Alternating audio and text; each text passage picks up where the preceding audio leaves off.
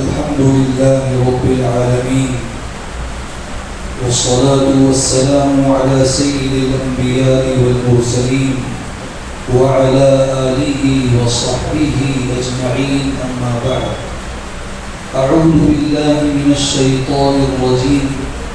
بسم الله الرحمن الرحيم. وقال الذين كفروا لا تسمعوا لهذا القرآن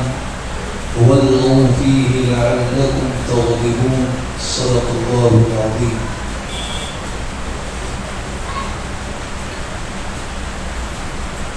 یہ ختم قرآن کی مجلس ہے. تراویح میں تکمیل قرآن کی مبارک محفل ہے. ختم قرآن اور تکمیل قرآن کا اصل جو وظیفہ ہے وہ اللہ رب العزت کے سامنے آہوازاری کرنا، دعا کرنا، وہ انشاءاللہ اس مختصر سی گفتگو کے بعد وہ مرحلہ ہے.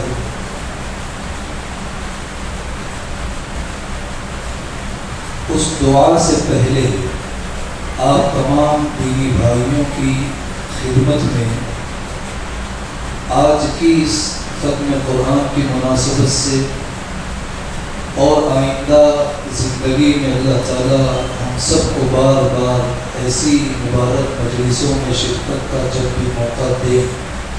تو ہم 2-3 فضیلتیں ایسی مجلسوں کی اپنے ذہن میں مستحضر رکھیں. سب سے پہلی بات تو شعب الایمان کی ایک روایت ہے. حضرت انس رضی اللہ عنہ کی وہ فرماتے ہیں کہ جب بندہ قرآن مجید ختم کرتا ہے تو اس وقت اللہ تعالیٰ دعائیں قبول فرماتے ہیں. لہو عند ختم القرآن دعوۃ مستجابہ وشجرۃ طیبۃ فی الجنہ، کہ جب ختم قرآن کا موقع ہوتا ہے تو اللہ تعالیٰ دعائیں قبول فرماتے ہیں، اور ساتھ ہی ساتھ جو لوگ اس ختم میں شریک ہیں، جنہوں نے سن کر ختم کیا، جنہوں نے سنا کر ختم کیا، ان کے لیے اللہ تعالیٰ جنت میں ایک مبارک درخت لگاتے ہیں. تو ایک فضیلت تو ہم یہ مستحضر رکھیں. دوسری ایک روایت ہے، اگرچہ وہ روایت اعلیٰ درجے کی نہیں ہے لیکن فضیلت کی حدیث ہے، وہ بھی ہمیں اپنے ذہن میں یاد رکھنی چاہیے. حبیب ابن ابی عمرہ رضی اللہ عنہ وہ فرماتے ہیں کہ جب کوئی بندہ قرآن مجید ختم کرتا ہے، جیسے یہاں ہمارے محترم حافظ صاحب نے ختم کیا، اور آئندہ آپ لوگ کسی بھی ختم کی مجلس میں شریک ہوں یا آپ انفرادی طور پر رمضان میں یا غیر رمضان میں قرآن مجید ختم کریں گے، تو اس روایت میں یہ ہے کہ اللہ تعالیٰ ایک فرشتے کو مقرر فرماتے ہیں. وہ فرشتہ آسمان سے آتا ہے اور ختم کرنے والے کی ان دونوں آنکھوں کے درمیان، یا تو پیشانی پر یا یہ جو ہماری بھویں ہیں اس کے درمیان، وہ فرشتہ خوشی کے مارے بوسہ لیتا ہے، یعنی پیشانی کو چومتا ہے. یہ الگ بات ہے کہ ہم اس نورانی مخلوق کے بوسے کو محسوس نہ کر سکیں، لیکن بہرحال وہ خوشی کے مارے ختم کرنے والے کی پیشانی پر بوسہ لیتا ہے. تو یہ فضیلت بھی حافظ صاحب کے واسطے سے اللہ کرے آپ سب کو جنہوں نے یہاں سنا ہے انشاءاللہ وہ سعادت آپ لوگوں کو بھی ملے گی. تیسری ایک بات وہ بھی شعب الایمان ہی کی روایت ہے.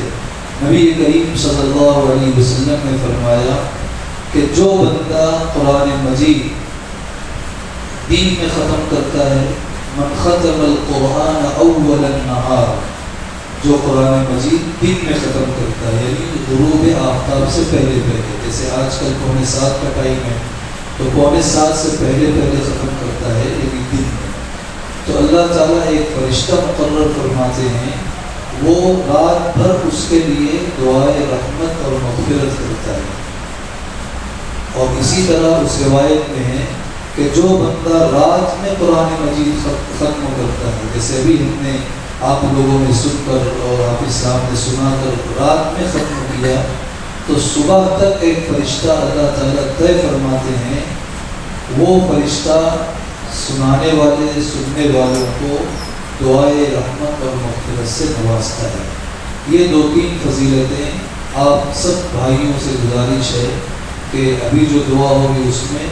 یا آئندہ زندگی میں جب بھی اللہ تعالیٰ موقع دیں تو اس فضیلت کو ہم اپنے ذہن میں مستحضر رکھیں گے انشاءاللہ۔ چونکہ یہ ختم قرآن کی مجلس ہے،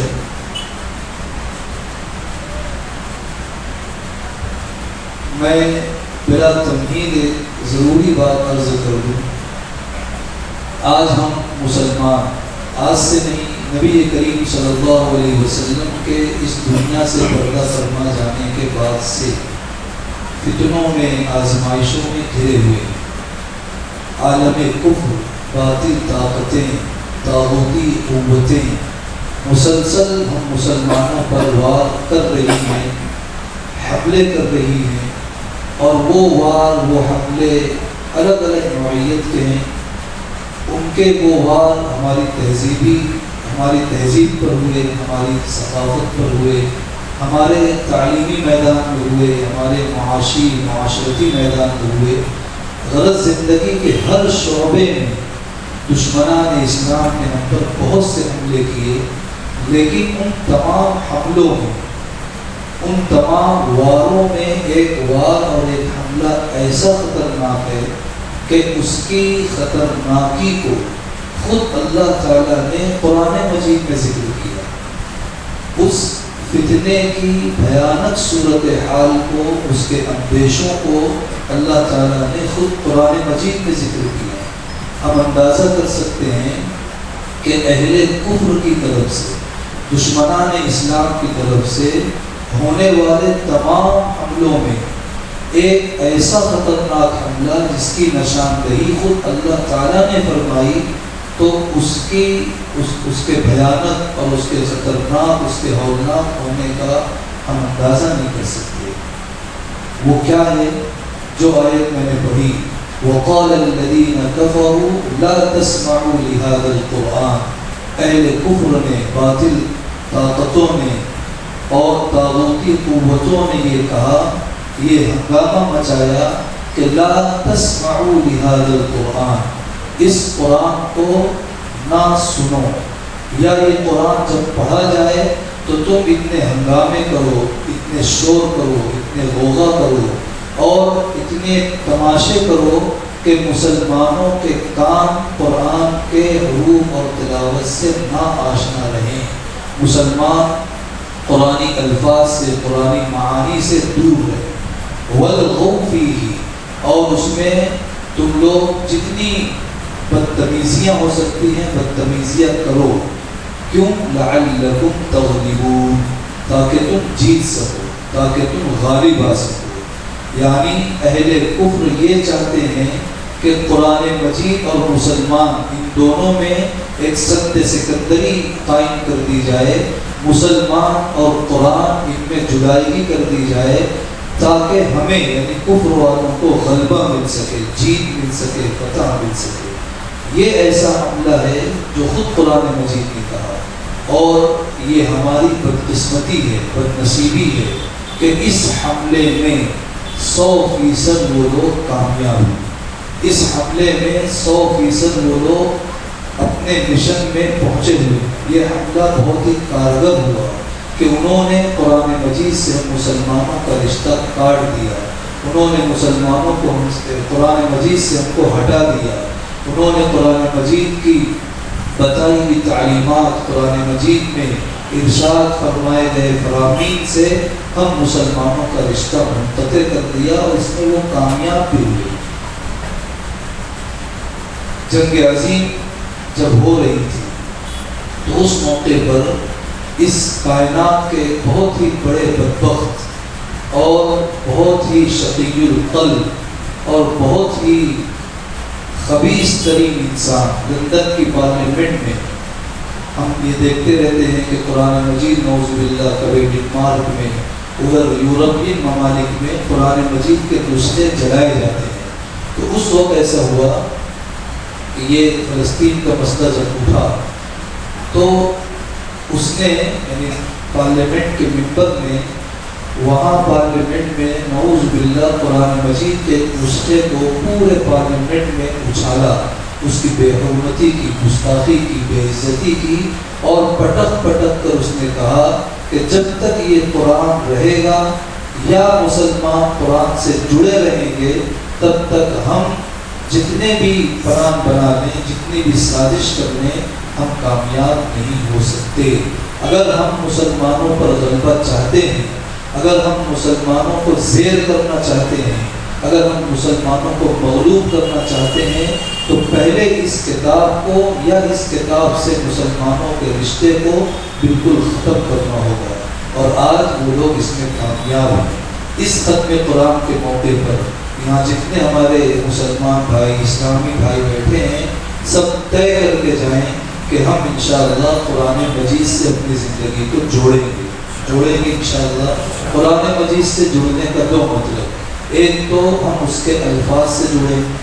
یعنی ہم اپنی تلاوت کو صحیح کریں۔ اب یہ عذر نہیں ہونا چاہیے کہ ہماری عمر بڑی ہو گئی، ہم ایسے شہر میں ہیں، اللہ نے ہم کو ایسے شہر میں رہنے کا موقع دیا کہ شاید یہ عذر اللہ کے یہاں قابل قبول نہ ہو۔ تعلیم بالغہ کا نظام، علماء حق کی کثرت، حفاظ کی بہتات، یہ سب اس شہر میں ہے۔ تو آپ سب طے کریں کہ انشاءاللہ ہم آج سے قرآن مجید کو کے الفاظ کو صحیح کرنے کی طرف دھیان دیں گے۔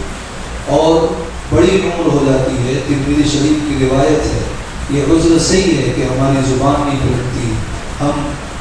الفاظ اگر صحیح کرنے چاہیں تو ہماری زبان ساتھ نہیں دیتی، لیکن اس میں بھی اللہ تعالیٰ نے اجر رکھا ہے، بلکہ ڈبل اجر۔ حضرت عائشہ رضی اللہ عنہ کی روایت ہے کہ جو مسلمان قرآن سیکھنا چاہتا ہے لیکن وہ اٹک اٹک کر پڑھتا ہے، زبان اس کی ساتھ نہیں دیتی، الفاظ اس کی زبان پر نہیں چڑھتے، تو وہ تکلیف محسوس کرتا ہے، اپنے آپ میں ایک گھٹن محسوس کرتا ہے، تو اللہ تعالیٰ اسے دوہرا اجر عطا فرماتے ہیں، ایک تو تلاوت کا، اور دوسرا وہ نہ پڑھ سکنے کی بنیاد پر جو دلی تکلیف اس کو ہوتی ہے، اس دلی تکلیف پر اللہ تعالیٰ اس کو ایک اجر اور مزید عطا فرماتے ہیں۔ تو ایک جڑنے کا مطلب ہم قرآن مجید کے الفاظ کو آج ہی سے صحیح کرنے کا معمول بنائیں، اور کوئی دن ہمارا خالی نہ جائے کہ قرآن مجید کی تلاوت ہماری نہ ہو، صرف رمضان میں نہیں، غیر رمضان میں بھی۔ اس یعنی ہم ایسی قوم سے تعلق رکھتے ہیں، ہم نے بارہا سنا ہوگا، امام بخاری علیہ رحمہ اسلام میں 45 قرآن مجید ختم کرتے تھے، امام ابو حنیفہ رحمۃ اللہ علیہ 63-65 قرآن مجید ختم کرتے تھے۔ یہ تو رمضان میں، غیر رمضان میں بھی اس امت میں ایسے ایسے اسلاف گزرے ہیں جو ایک ایک دن میں 2 قرآن مجید ختم کرتے تھے۔ تو ہمارا یہ عزم کریں، کوئی دن زندگی کا، صرف رمضان نہیں، پوری زندگی مرتے دم تک ہم قرآن مجید کے تلاوت سے کوئی دن خالی نہیں گزاریں گے۔ یہ ایک مطلب۔ دوسرا مطلب جڑنے کا یہ کہ ہم قرآن مجید کے درس، قرآن مجید کی تفسیر، قرآن مجید کے معانی سیکھنے کی کوشش کریں، اور یہ بھی ہمارے لیے مشکل نہیں۔ ہم اس شہر میں ہیں، جگہ جگہ درس قرآن کی محفلیں ہیں، جگہ جگہ درس قرآن کی مجلسیں ہیں، خواتین کی الگ، مردوں کی الگ۔ تو قرآن مجید کیا چاہتا ہے، قرآن مجید ہمیں کس رنگ میں دیکھنا چاہتا ہے، یہ ہم جب سیکھیں گے تب ہمیں سمجھ میں آئے گا۔ اور ایک بات یاد رکھیں، اس دنیا میں سب سے اول اور آخر چیز ہماری، یعنی ہم مسلمانوں کی، وہ قرآن مجید ہے۔ فضائل اعمال ہم لوگ پڑھتے سنتے ہیں، اس میں حضرت شیخ رحمۃ اللہ علیہ نے ترتیب کیا رکھی، کوئی بھی ہم جب اٹھاتے ہیں فضائل ذکر اٹھائیں تو پہلے کیا آتا ہے، قرآن مجید کی آیات آتی ہیں، ترجمے آتے ہیں، پھر حدیث آتی ہے، پھر اس کے بعد دیگر اسلاف اور صحابہ کے اقوال اور آثار آتے ہیں۔ فضائل نماز ہم پڑھیں گے تو پہلے قرآن مجید کی وہ آیات جس میں نماز کا حکم ہے، پھر احادیث، پھر اس کے بعد اقوال صحابہ، آثار صحابہ یا پھر اکابرین اور بزرگوں کے واقعات اور ملحوظات، معلوم ہوا ہماری زندگی کی شروعات قرآن مجید سے ہے، اور جتنے بھی فتنے آئیں گے ان تمام فتنوں سے نجات کا راستہ یہی قرآن مجید ہے۔ ایک آخری شعر علامہ اقبال مرحوم کا ہے جو بہت بڑی ترجمانی کرتا ہے بہت سی احادیث اور بہت سی قرآنی آیات کا۔ وہ ایک مشہور حدیث ہم سنتے ہیں کہ اللہ تعالیٰ اس کتاب سے بہت سے لوگوں کو عزت بخشتا ہے اور بہت سی قوموں کو ذلت اور خالی سے دوچار کرتا ہے۔ اقبال مرحوم نے کہا تھا کہ فاش گویم آنچ در دل بزمرس، کہ میں ایک راز کی بات جو میرے دل میں ہے میں آپ سب کے سامنے کہنا چاہتا ہوں، این کتابیں نے چیزیں دی گئی، یہ معمولی کتاب نہیں غیر معمولی کتاب ہے، چون در جان رفت جان دیگر شود۔ یہ کتاب جب ایک مسلمان کی روح میں، ایک مسلمان کی جان میں اترتی ہے تو کیا ہوتا ہے؟